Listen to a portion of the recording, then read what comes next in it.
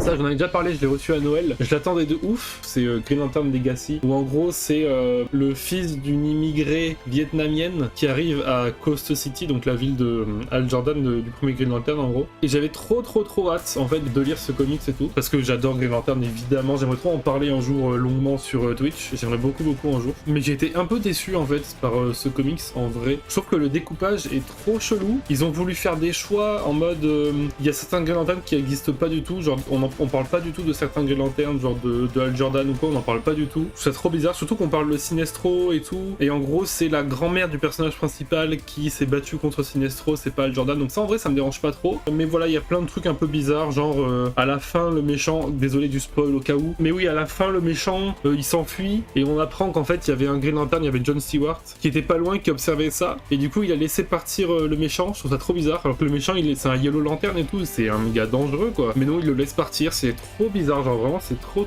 bizarre. Et même le découpage est très étrange. Le héros, genre, il est censé faire le deuil, etc.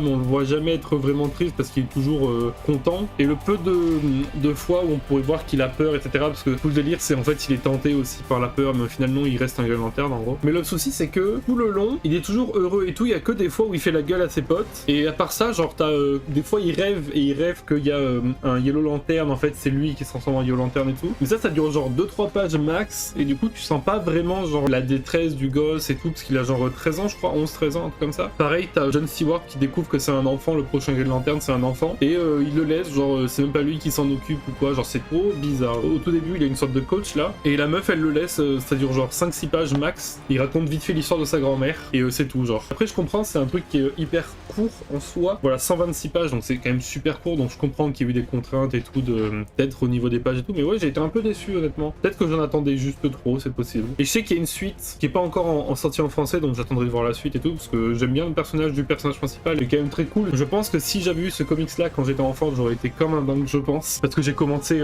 à lire Green Lantern, j'étais genre au collège, en 5ème, je crois. Bon, je dirais 13 ans, je pense que je lis Green Lantern et j'aime. Enfin, c'est mon super-héros préféré, quoi. Et je pense que si j'avais eu ça quand j'étais vraiment gosse, j'aurais trop kiffé, j'aurais été aux anges, mais voilà. Un peu déçu, peut-être que j'en attendais trop, mais voilà. J'en parle parce que j'aimerais trop parler de Green Lantern plus profondément un jour. Et voilà, c'est l'occasion de commencer, de donner mon avis un peu vite fait dessus, quoi.